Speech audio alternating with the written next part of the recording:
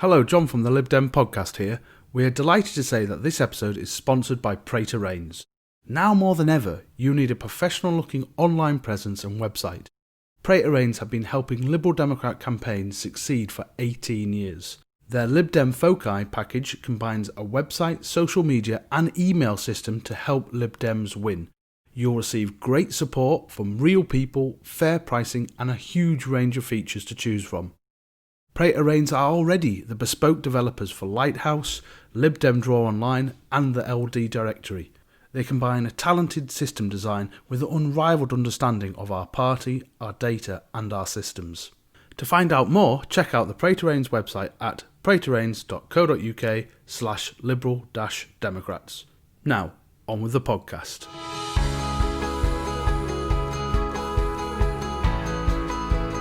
Hello and welcome to the Lib Dem Podcast. We have got an episode all about campaigning today, and with me we've got two absolute legends of campaigning. Firstly, returning to the podcast is Simon Lepori, who is the campaign organiser for the Warrington Lib Dems. How do you do, Simon?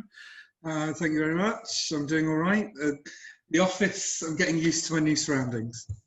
Very good, very good. And join us for the first time, his first appearance on the Lib Dem podcast, is Chris Lovell, who is the campaign manager for England and Wales. So what he can't teach us, we probably don't need to know. Is that right, Chris? No. We just tell everyone else the things that everyone else tells us. We share best practice. Okay, that's okay. So, this episode is about campaigning when we can't canvass. Because as most of us know who have listened to this podcast over a while, canvassing is a key tool in election success, especially for Lib Dems. And so, Chris, I suppose it's probably best to lay the groundworks and say, how important is canvassing for Lib Dems generally? Yeah, so after every general election, one of the things my team do and the data team at HQ do is go through kind of all the various different indicators of things that make us do better in elections fundamentally. So we look at stuff like membership, fundraising, all of those kind of various things, the amount of pieces of paper that go through it all. And really consistently, certainly since kind of mid-coalition, canvassing has been the biggest indicator, clearest correlation between the number of people we speak to on the doorstep or on the phone and the number of votes or our increase in vote that we get. So that's why it's so important. And I think it's for a few reasons really. I think partly because it builds a level of trust that is more difficult to build through paper, partly because it helps us identify our vote. So actually it makes us much more efficient when we are putting paper through doors and where we're persuading people through the argument that we put down on paper. And also partly because I think it's an indicator of the activity, the levels of overall activity in an area. I think everyone kind of will probably have the same experience at door. Leafleting is kind of a go-to thing in most places. It's the kind of thing we do first. It's the easiest thing to set up. When we can do canvassing as well, on top of leafleting, it's quite often a really good indicator that it's a local party or a local organisation that's really active and kind of understands what they need to do to win elections. So it's a bit cause and effect. And Simon, you've been campaigning in Trafford and other places in the northwest, and so you're now an organiser in Warrington. So when you were planning what people are going to do, how important would canvassing be in that kind of plan? It's hugely important. I mean, it's one of those things that when I was working at Trafford and you're despairing because you're seeing your numbers and like, I want more, because I know that people are watching and seeing how many doors we're knocking on. But I will echo everything that Chris has said. We know it's important. And I mean, especially since coalition, we're not getting constant media feed. Like we're not on the news every other day as we were. People need to see us. And most of the time we go to a door, we speak to someone. Oh, good, yeah, you're still here. You're still my counsellor, aren't you? They remember that we're there and we're working for them, even though they're not seeing us on the news all the time. So it's taken on a new importance as well, with that just being seen and reminding people we exist. And from a marketing point of view, what it does, it gives us that level of data. You know, and I can't remember who said it to us now. If you think of a successful campaign having three legs, it's money, manpower, and data. And that data allows us then to target, because I don't think there's any Lib Dem anywhere in the country that has an infinite amount of money or manpower. And so we use data to target so we can best use our resources. So without that now we're getting to the current situation where we haven't been able to knock on doors.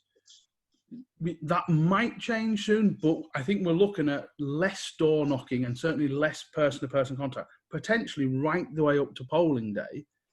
And so this episode is about what we can do that's different, how we can do. Well, I suppose the first thing, do you think that's right, Chris? Do you think that we are going to be looking at less canvassing right the way up to polling day, or do you think we should prepare for that?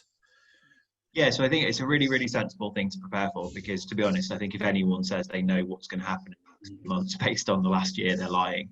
So at the moment, the party has changed its advice this week based on some advice that's come through from the fundraising regulator and the charity regulator. I can't remember what they're called actually. They've given us some really clear advice on the kinds of things people should do to keep safe whilst door knocking. So some really sensible things like make sure you step back from the door, make sure you have a hand sanitizer gel with you, make sure that you're kind of in small groups, not 30 of you meeting in a small room to have a briefing beforehand. So all sorts of things like that. So that's on the party's coronavirus advice webpage. So it's libdems.org.uk/COVID-19. I think though although the party is saying door knocking is okay at the moment, I think there'll still be a reticence from some activists to do it, because some people are still shielding, some people aren't going to be comfortable doing it. I think there will still be, and like you say, the unpredictability of what might happen is a real problem. I think on top of that, we've also kind of got the issue that in years and years ago, a very long time ago when I first started working for the party, we could do things like buy phone numbers to kind of help us get to more people. We can't do that anymore because of the GDPR regulations and some of the extra regulations that have come in around phoning people and the permissions we need. So actually, it's much more difficult to get that person-to-person contact without the door. So actually, it is a real challenge, and we do need to think properly about how we some new ideas about how we get through this. And Simon, I suppose the other complication is in Preston we have extra restrictions because of COVID at the moment. Greater Manchester and areas of the north and other. I mean, I think I can't remember, somewhere in Wales has just said they're going to be under greater restrictions until October, and so each local party is also going to have to work out what those restrictions mean in terms of not just the health part of it, but also politically. If your area's just gone into a greater state of lockdown, you might look like an insensitive bunch of idiots if you then start knocking on lots of doors.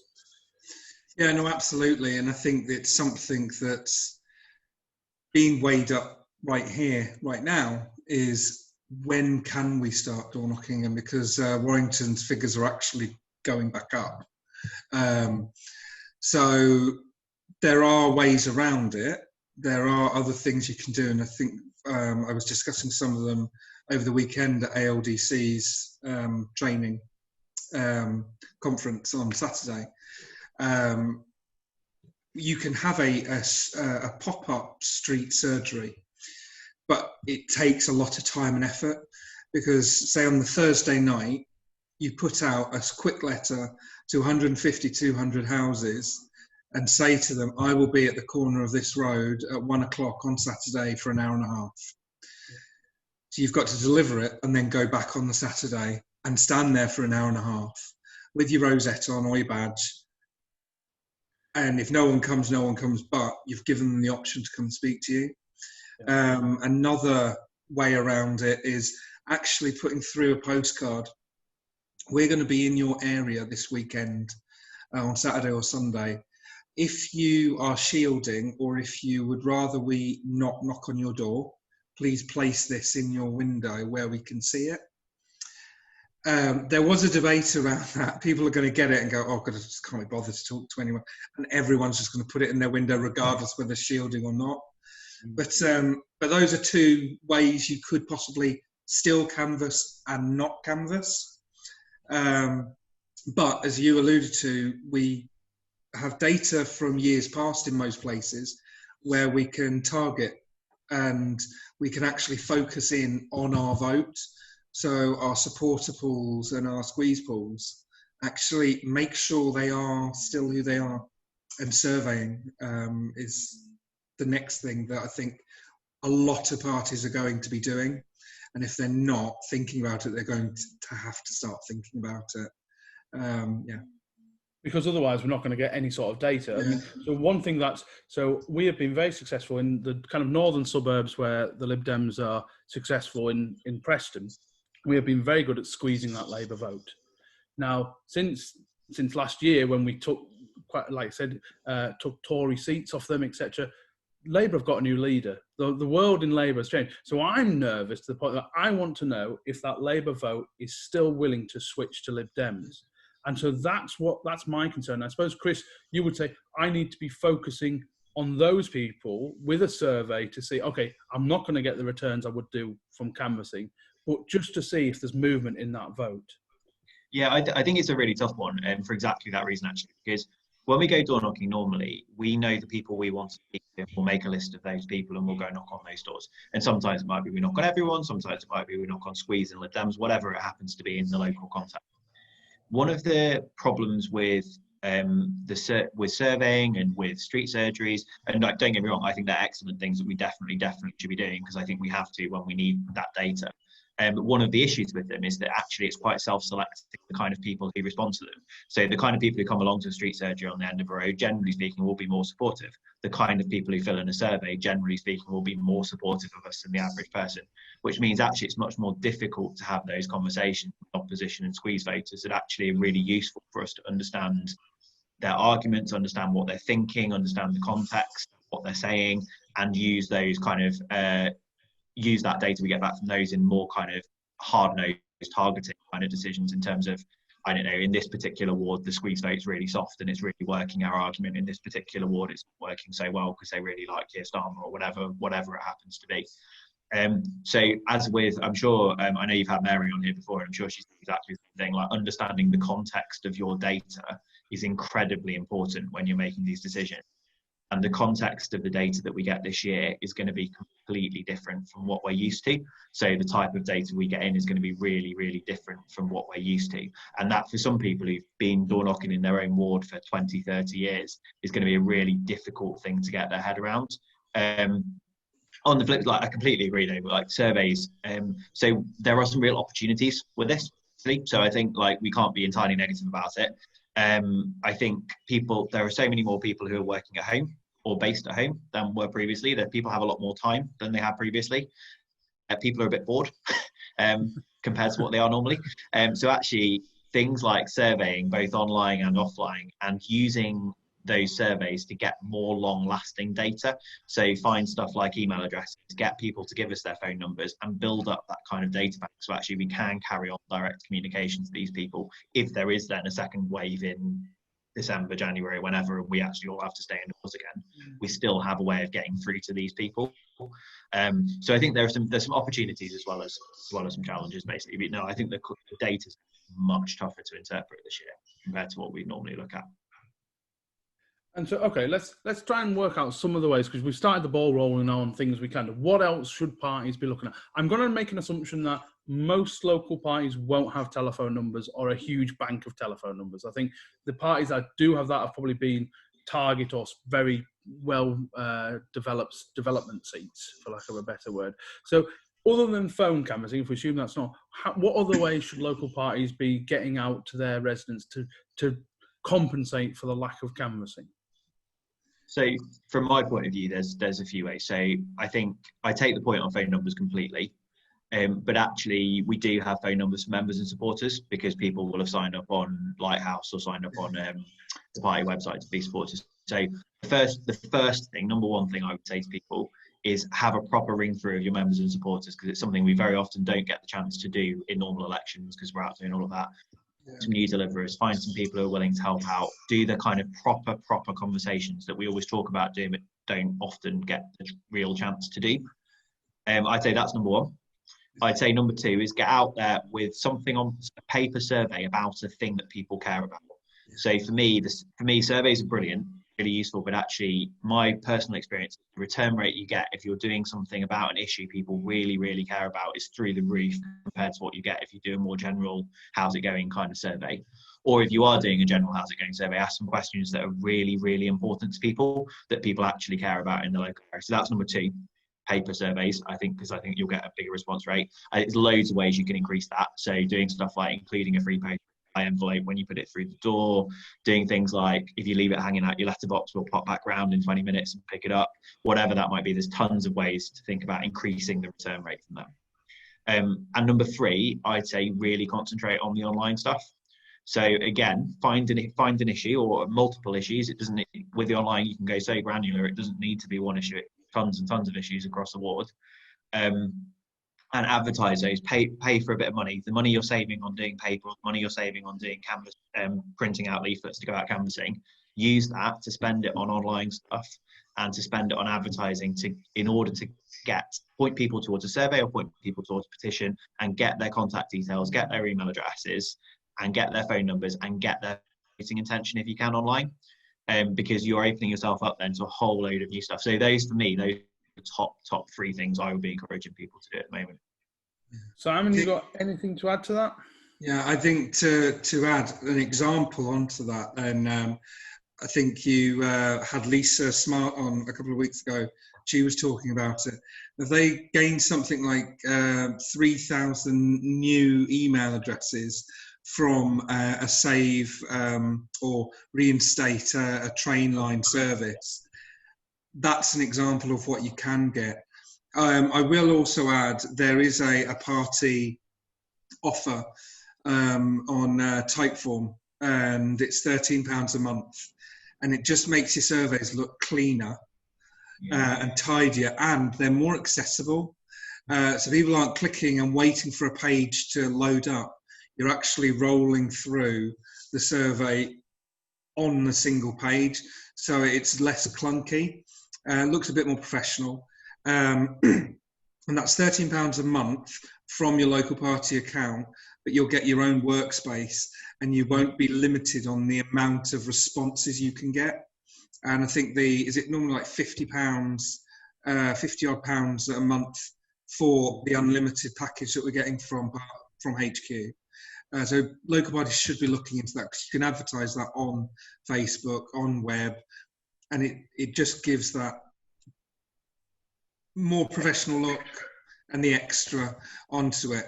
I know that Will Frass in Hale has done a recent speeding petition about those flash up speed records. So you drive past and it flashes up your speed, because that's what a lot of people say. We don't want road humps, we don't need speed cameras, but they just need to slow down. And he's put that out to a select area to start with.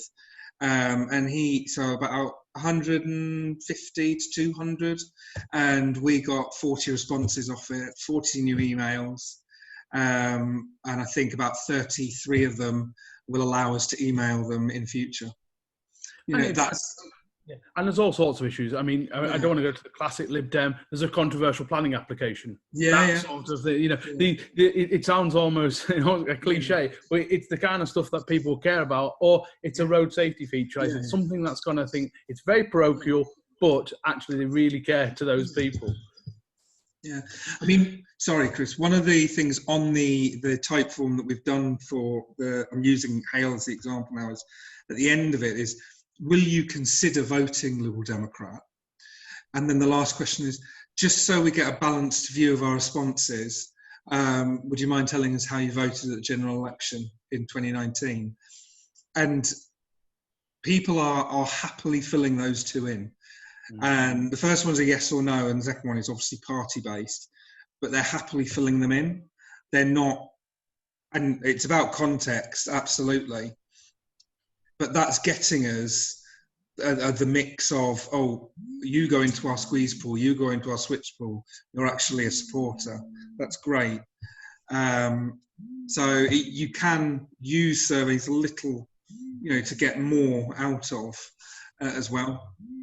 I suppose it's probably worthwhile, because we always assume that listeners and viewers know what some of these phrases mean. So basically, let's go through the 4 S's. So they are supporters, which used to be kind test, of... John, it's a test. It is. I'm going to get this wrong now. Wait. So it used to be D's and P's, definite and probable. So supporters, squeeze, so the third party. So the example I gave before, we squeeze Labour because we're Tory facing. Switch, which means kind of they are the main opposition, but they're very soft and may come over, particularly on a local level. So we get it a lot. I'm not in a target parliamentary seat. So again, we get a lot of people who say, well, I'll always vote Tory in the general, but you guys do a great job locally. They're the kind of people we would put in that switch category. And then you've got stay at home, which are kind of like, they're not going to come to you at all. I mean, I think there are some, I have seen some, I think in Hull in the past where they have done specific stuff to stay at home categories to kind of incentivize them to vote. But generally, I don't do much with that. Have I got them right?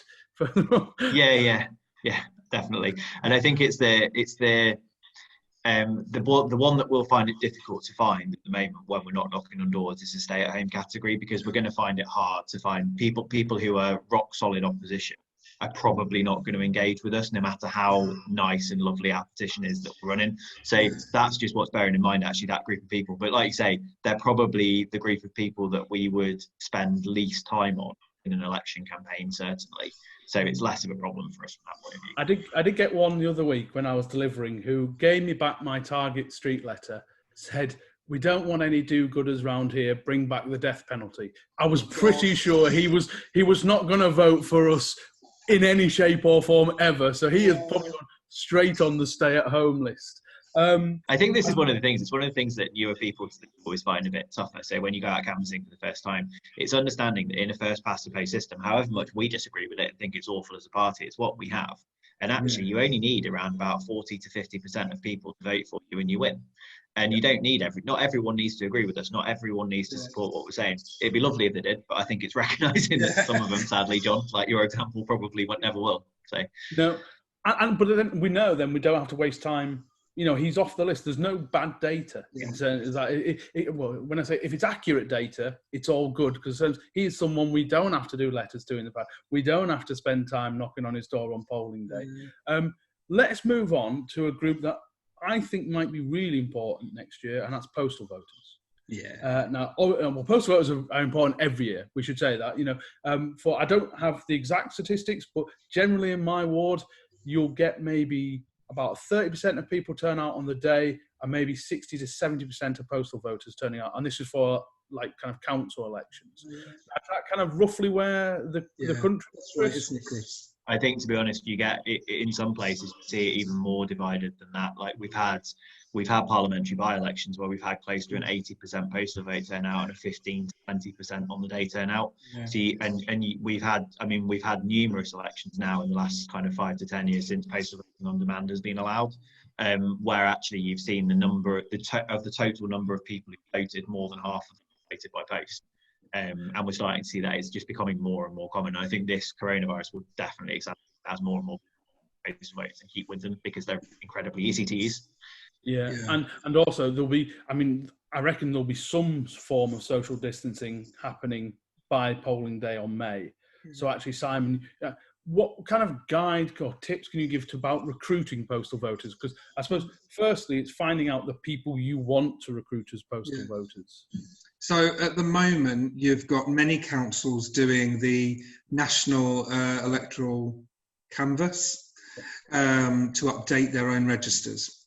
Some places doing full canvass. Some people are doing. Some councils have got a new way of doing it, where they'll just contact certain people. So now is a nice, ideal time to actually send a letter. We go back to those 4 S's, to the supporter pool.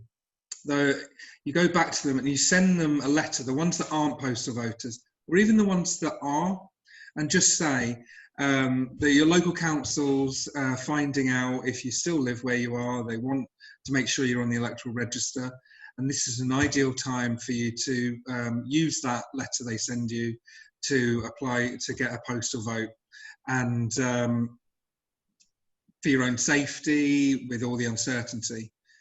Following that, we have 3 months, 4 months, trying to work it out.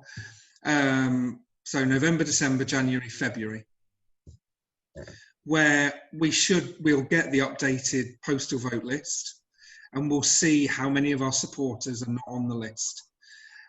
And you can try them again, and you actually send them the postal vote application form. And with a letter, look, this is going to be ideal. It's going to be a very difficult local election. We know we want to keep you safe. Postal votes are convenient. You can do it from your own home. You won't have to worry about election day. You know, you put in all the pluses to postal votes, and that goes through. So you're not actively recruiting in sense of knocking on a door and saying, sign up to a postal vote, but you're keeping the idea of a postal vote in their mind.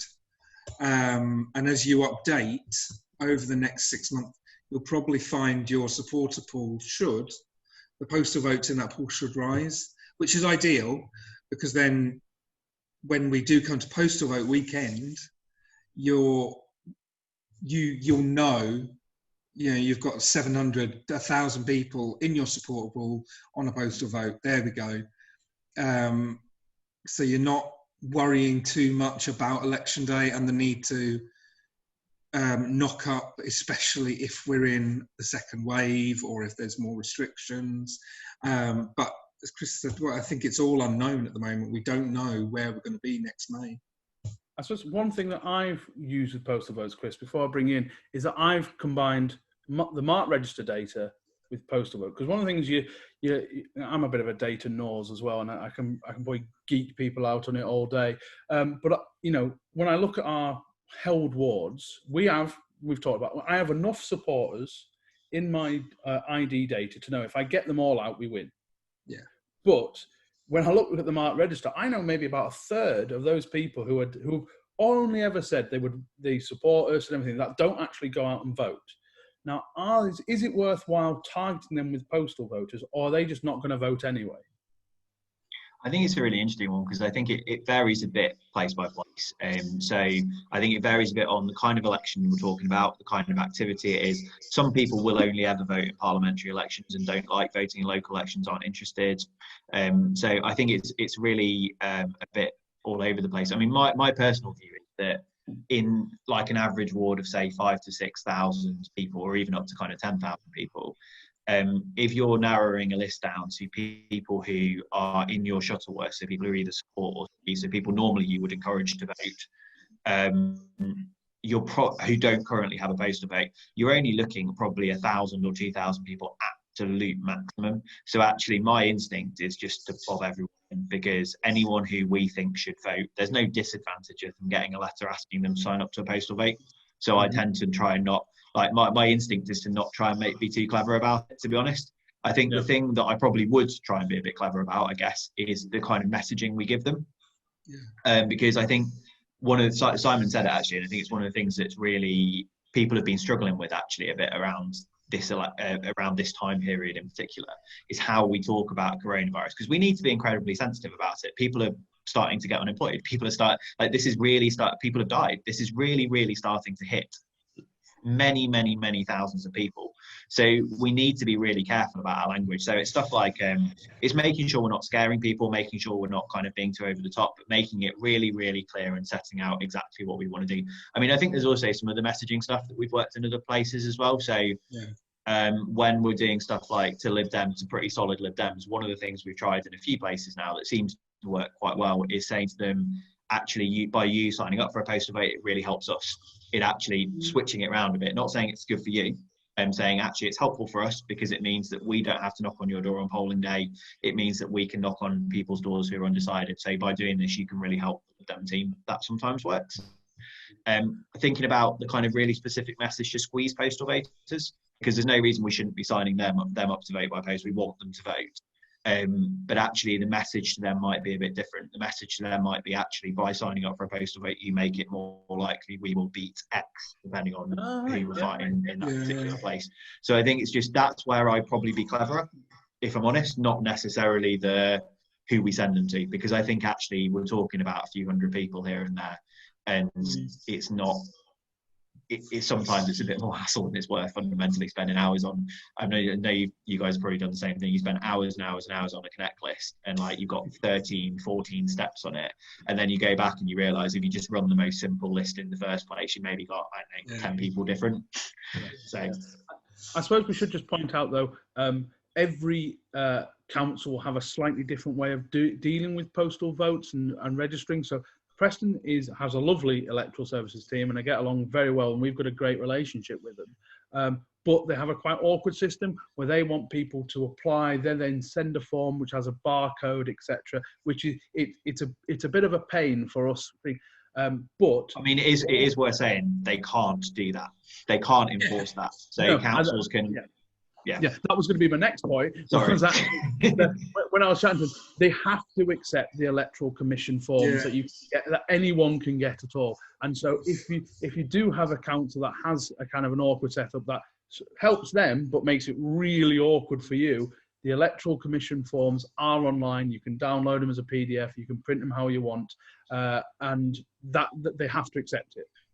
Yeah, and I think there's also some stuff around that, just making sure that you're having a really good relationship with your electoral services team is helpful at this point, because actually being able to give them a bit of a heads up and saying, look, we're sending out X thousand forms and here is a copy of the form so you can run it through your scanners and just check it works okay, is actually sometimes quite a nice thing to do as well, depending on the level of relationship you've got with them. Quite often some councils will give us free post reply envelopes, rather than us having to kind of print our own that can go straight back to the council, which is obviously really helpful too.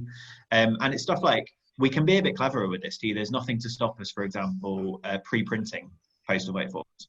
So when we send a form to Mr. and Mrs. Miggins, we include 2 forms in the envelope, have Mr. and Mrs. Miggins, so literally all they need to do is fill in their date of birth and sign them. There's nothing to stop us doing that at all. And it's making it as easy as possible for the people who we're sending it to. Yeah, and I suppose a point on this, just so in case people are worried, that people can fill out a postal vote registration form and send it to the local Lib Dems, and then we can take it into town hall. I think there might be a certain legal, you've got to do it within so many days or a week or something like that. But yeah, I think there's a 2-day time limit, I think, but it's on the Postal Vote Code of Conduct. It's on the Electoral Commission website. So, and obviously that's just something to bear in mind at the moment as well, that if you've got like an office and you're getting them sent back to an office, but you don't have someone in there all the time because of coronavirus, you do need to bear that in mind a little bit. If you're doing a big postal vote campaign, you can't have hundreds there for weeks on end. Yeah. Okay, right. So we've talked about postal voters. We've talked about surveys. Let's assume that polling day is going to have some sort of restrictions on it. I won't get to polling day just yet. What are the other things that the local parties have to consider, given that canvassing isn't going to be happening and contactless? So one of the things we've discussed at my local party is that we might have to spend more, because canvassing is cheap. It's effective. Apart from a canvassing slip that has your GDPR compliance rules and your contact details, it's actually free, and that's why it's so brilliant. But so we are preparing our local party that we might have to spend more to put more paper through the door. Is that what else do that and anything else that local parties should be thinking about right now? I think the thing to bear in mind with sorry, Simon. No, it's all right. I was waiting. I didn't know who was going to answer that first, but yeah, you can. Go on. The thing to bear in mind a bit, I think, with the elections, one of the plus sides of us having some of the busiest local elections ever this year, all over the UK, is actually in quite a lot of places we have multiple spending limits. So I know we need to raise the money still, and that's going to be a real challenge, but actually there is the ability within the election expenses period to spend significantly more than we normally would, because we can do things like joint literature between mayoral and PCC and local council candidates that still promotes the Lib Dem brand, but gets split across multiple elections on election expenses. So I think that's something that's a really good point in terms of the planning stuff. Like, I know loads of places are really thinking actually they're going to make a lot more use of post, a lot more use of commercial delivery firms than perhaps they normally would, and a lot more use of Facebook advertising and all the things we've talked about before as well. I think one of the other things that people are having to think really carefully about is how we engage volunteers in a process where we don't have For example, clerical, lots and lots of places have a group of 15, 20 people who will regularly stuff envelopes. That's a really hard thing to do at the moment. Generally speaking, we get them all in one place on a Thursday morning or whatever, and everyone bring coffee and cake and we have a nice chat. We can't do that at the moment, especially because a lot of the people in that group are some of the more vulnerable, tend to be some of the more vulnerable people. So actually having a real think about how we keep those people engaged and involved, and how they feel like they're engaged and involved in a campaign without physically being able to come to the campaign every day. I think that's incredibly important. I think there's some stuff around the other thing that I know lots of local parties have been thinking about is the kind of some of the logistics around the election period itself. So everyone works differently on this, but very often outside of elections, leaflets are a bit more planned. We have a bit more of a lead-in time. We can kind of have someone can drive around and drop them all off. Very often in elections, an issue will come up or something will happen, and we'll be like, right, let's print a leaflet quickly and get something out. Actually, that's just a lot harder to do, where we can't have a central hub and we can't have 5 or 6 people bundling leaflets. So there's all of the kind of practical considerations we've really got to think very, very carefully about that we just haven't had to think about before. Okay, so, and to add on to that and what you were discussing, it will cost more money. You know, it's a basic fact of it. It is going to cost more money. How do we fundraise?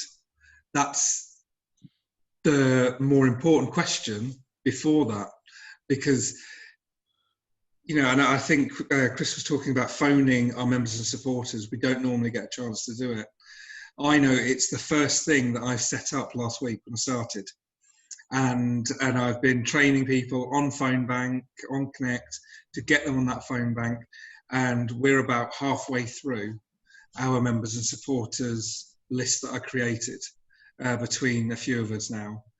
And we've already found a couple of local standing orders that people are now offering us. Those members and supporters phone calls are going to be so important. But I will also caution against the script. A lot of people have a sense of, that's the script, that's what I must read, those are the questions I must ask. Every phone call we have with a member, supporter, or even a voter needs to be as natural as possible. And it needs to be, I'm phoning for a chat. I'm phoning to see how you're doing. I'm just checking in. You know, because someone may pick up the phone and say, right, I lost my mum 3 weeks ago to coronavirus. Are you okay? Actually, I will spend an hour on the phone with you as a member, as a voter, making sure you're okay. Because those types of conversations will reward you in the long run. And taking the time to actually listen to a lot of members, and a lot of members that have joined over the past 5 years for one thing or another, you know, they're not necessarily going to leave the party, or they're not going to let their membership lapse, but they want a reason to remain involved or get involved, because for a lot of members, Brexit was the main reason. And we need to re-engage those members and say, look, there's a lot still to do.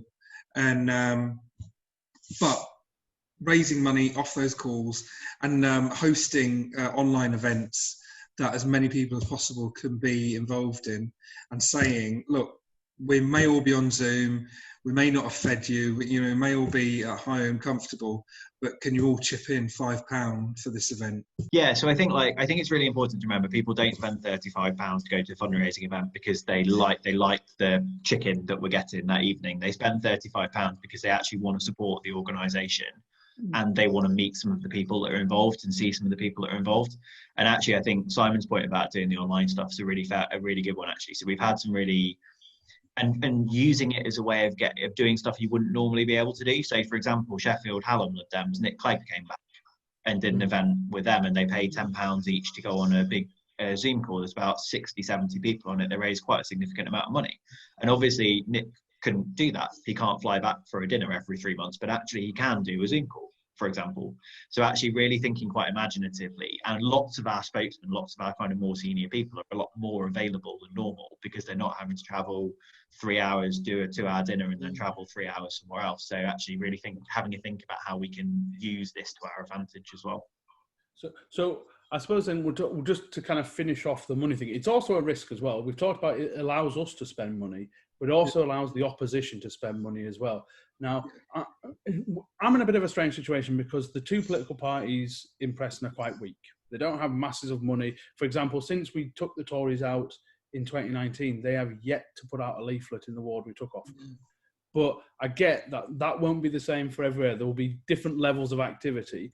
But what it does is means if they have got money, they might blitz you with stuff in an election time. So having a good head of steam before that happens, I assume both of you would agree is the way to go. Don't wait until election time before doing anything.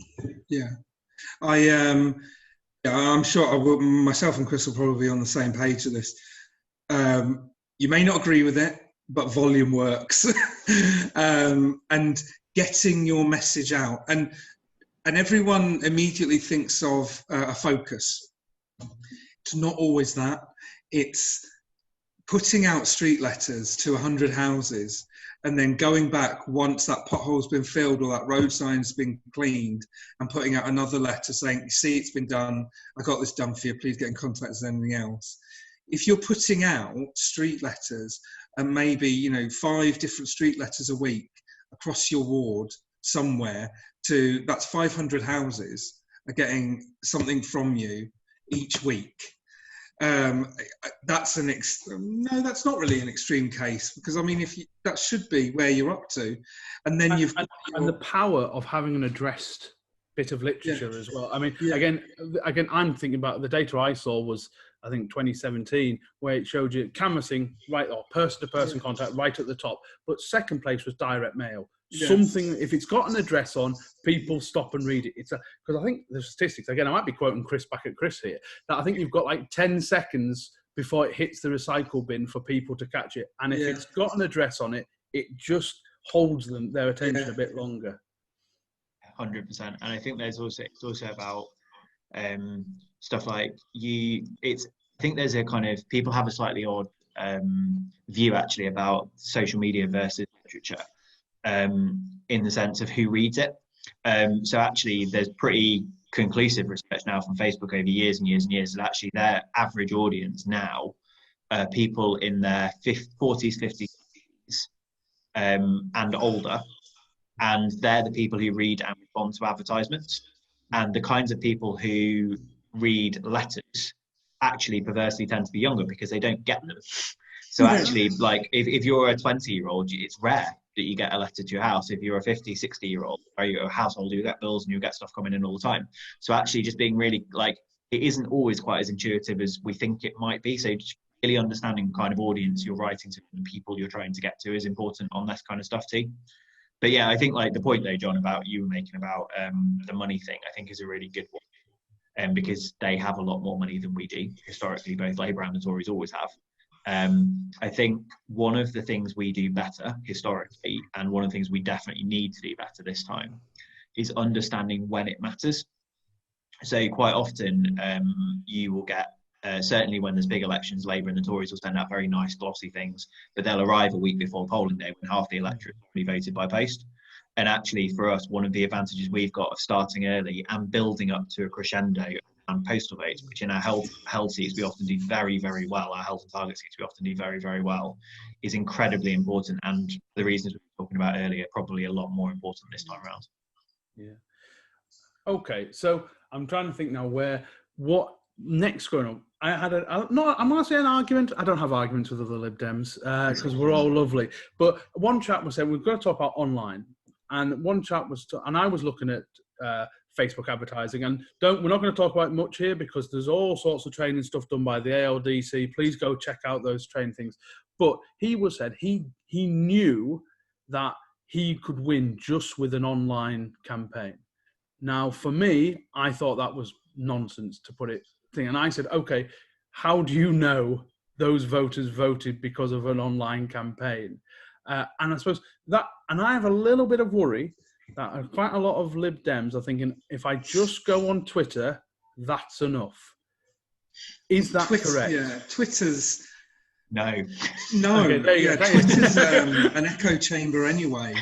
It's you use Twitter to communicate with journalists, with other activists, with other politicians, with celebrities. You very rarely communicate with friends or neighbours on Twitter. And Facebook's a little different. And I think we've seen its power, but also its limitations over the past 10 years. Community groups, almost, it was one thing that Labour got right, and I'll give them fair dues to it.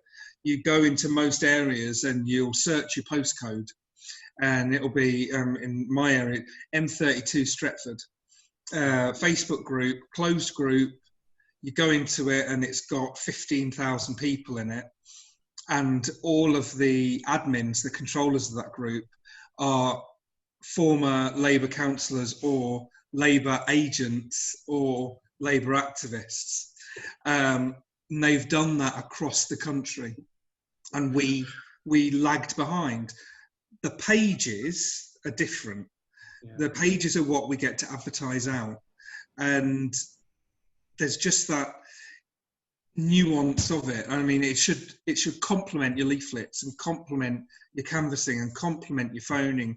And if you've got like a key message, yes, complement that campaign. But it can't stand. That's where I'm getting at, really. I mean, my local party put aside £40 a month to spend on Facebook advertising. That's what we said we would do. But we see it as an added extra, and shouldn't be a takeaway from anything else, because, like I said, I have no idea of the data that says, okay, however much you spend on Facebook leads to this amount of votes. I haven't seen that data. Chris, you're an even bigger geek than me. What is that? Is there a correlation for that? The data doesn't exist. I mean, I'm not saying there's not a correlation, but we actually just don't know, because it's notoriously difficult to message, even on some of the huge US election campaigns where their resources are many, many hundreds of times what ours are. They don't have the data. They can't prove this exists. I think there's a gut feeling it does.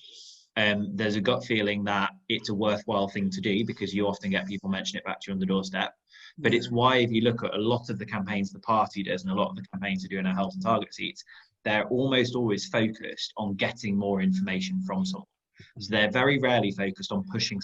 They're very, very often focused on bringing engagement in. So getting people to give us their email address, getting people to give us their voting intention, so we can then have more direct communication.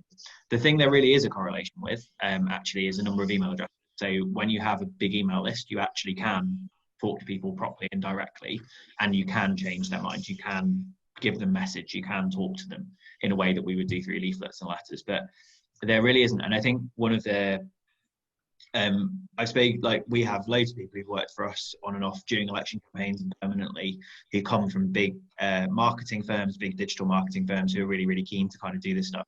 And they will tell us exactly the same thing. They're really honest, actually. They don't think what they do changes elections. They think it is a thing on top of what we do. And it's an important part of what we do, but it doesn't change elections. The thing that changes it is, and I mean, it's, sorry, I'm going to go on a rant now. The guy, we love a rant. I'm just going to settle back. Hang on. The guy, well, I was speaking to someone, actually. He works for us now. He used to work, before he came over to us, he worked for a very, very big digital communications agency. And he was saying the thing for him that is always the most important, and it's really difficult to disagree with this, is message. Like, it doesn't matter how you're getting it out there. It doesn't matter what medium it's about. If your message is strong, and if people are engaging with it, if it's going to the right people and those people are engaging with it, it will work. It doesn't matter how you get it out there. And I think this is the thing, Simon, where Labour did incredibly well in 2017 in the general election. The reason they actually didn't spend that much on Facebook advertising, the reason why it worked is because the message was just incredibly strong. And it really, really appealed to the kind of people who were seeing it. So the organic reach it got, people sharing it with friends, sharing it on WhatsApp, got huge because people cared about the message, not because of the medium it just happened to be in was Facebook advertising. So, that's my rant over. Like, don't get me wrong, I'm incredibly in favour of digital advertising. I think it's a really, really powerful thing, but we should use it to get more information in so we can carry on communicating with people. Right, and I suppose that now does take us now to our final kind of discussion. If there are some sort of restrictions on polling day, I'm not sure how would a local party plan for that now? Because I mean, like I say, I love my elections. I have elections every year. and I start thinking about polling day as soon as the last one's over, pretty much. And so if we are not allowed to knock up, because again, I'm quoting Chris here, differential turnout and getting your vote out is the key to winning and losing. Keep going till 10 p.m., all the same things that we get told. What do you do then if you're not allowed to knock on doors? I mean, it's incredibly hard, right? I don't know.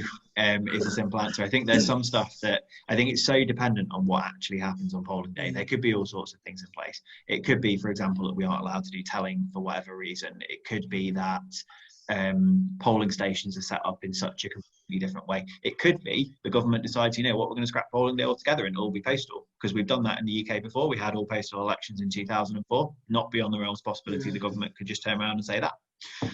Without knowing that, it's really, really difficult to know.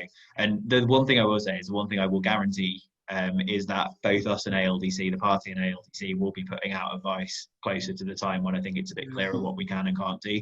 But I think the things that probably won't change, again, who knows, we'll need people to do something, probably.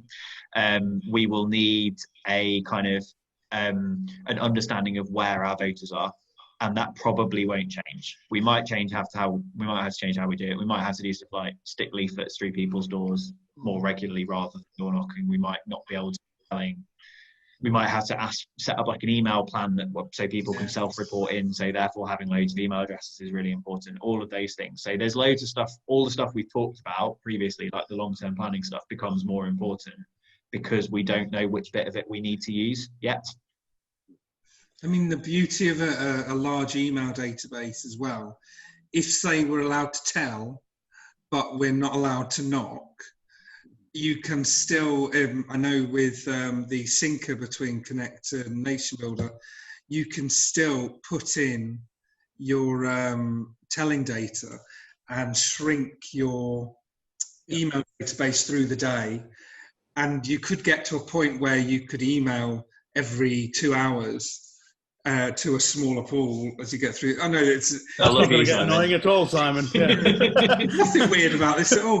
But it's, and I caution with that, you should be sending out regular emails to get away with that on election day. You can't just do that on election day. But, it's all those things. But phoning, I think, on election day is going to be much more important than it has been for the past few years. We normally start our phone bank in Trafford at 6 p.m. On election day. We've been knocking up all afternoon since lunchtime. And then the people that come in the evening usually go on the phones while the rest of us continue knocking up.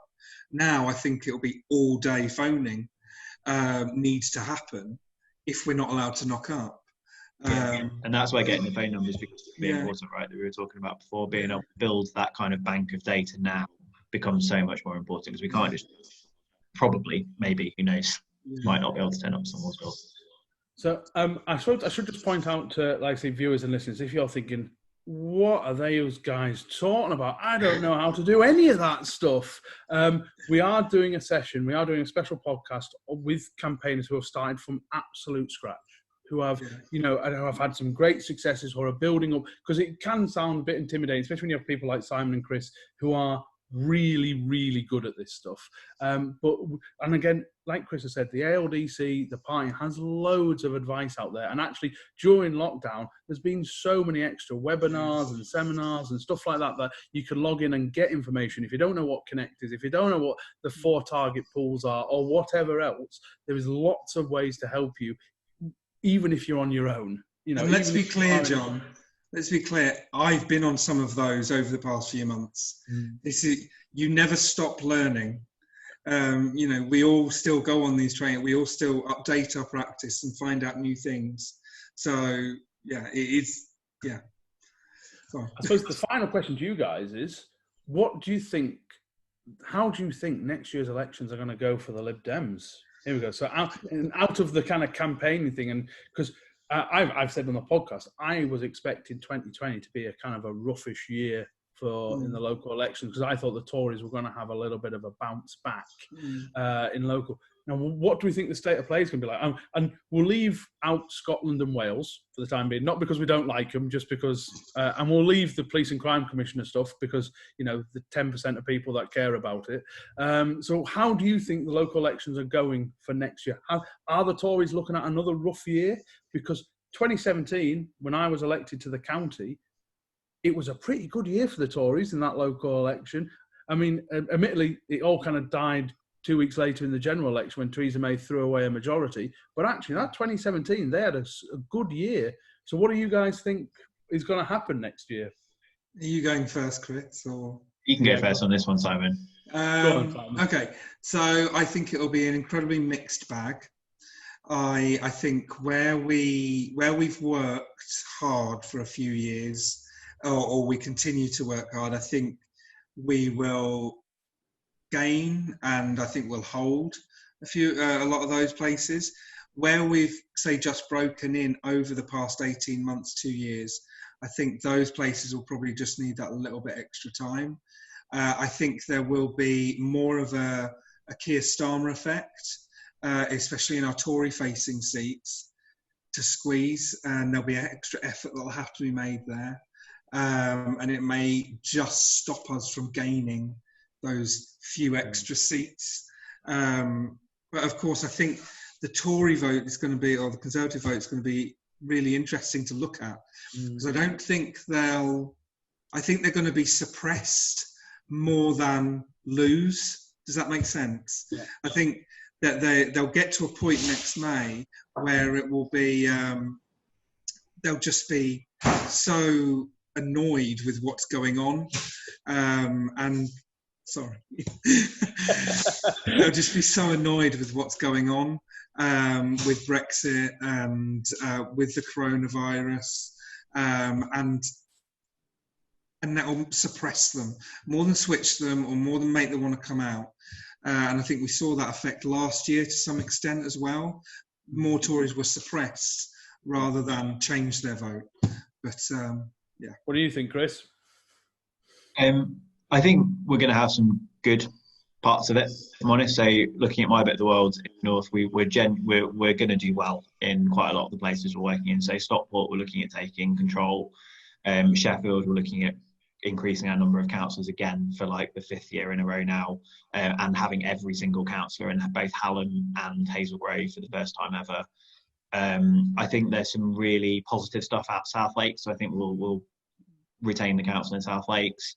I think Hull is on the verge of taking control of the council. It might be a bit of a stretch this year, but we'll certainly be giving that a really good go.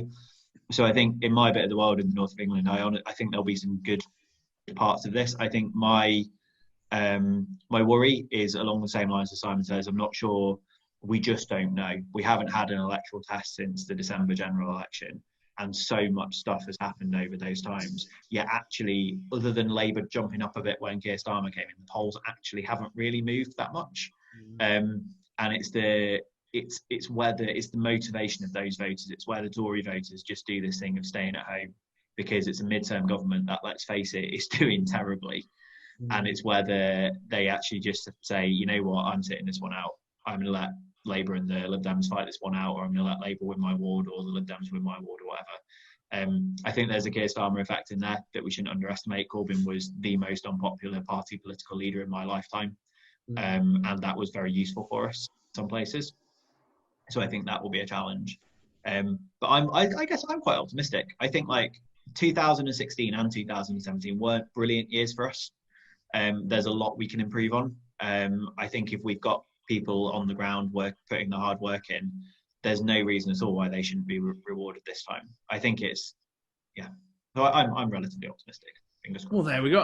I can't think of a better way of ending the podcast, really. I suppose our final thing to say to everyone is, start now. Even if just get out there, even if it's just something simple, going for a ward walk, picking up some casework and getting a letter out to that street. Doing that, I mean, Simon said 5 a week. Even if you're doing that just one letter a week to a street, just saying, I've been out, I've reported this, and it's amazing how much, because what I'm seeing is the opposition aren't doing a lot at the moment. So if we're out and they're not, and we're out first, that is absolutely, it's gold dust. before when you get to election time. So I want to thank Simon. I want to thank Chris, because that has been really interesting. I probably kept you longer than what I was planning to, but I love these kind of campaign chats anyway.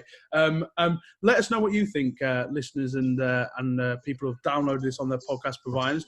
Are you worried? Are you happy? Are you excited? Are you already out there doing stuff? Let us know.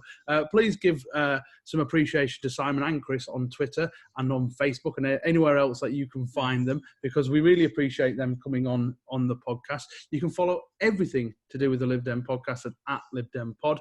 We are on Facebook, YouTube, and on all social media. So do subscribe so you never miss an episode. And we'll have more campaigning tips, more special guests very soon. So have a good rest of your day, and we'll be back with another episode very soon.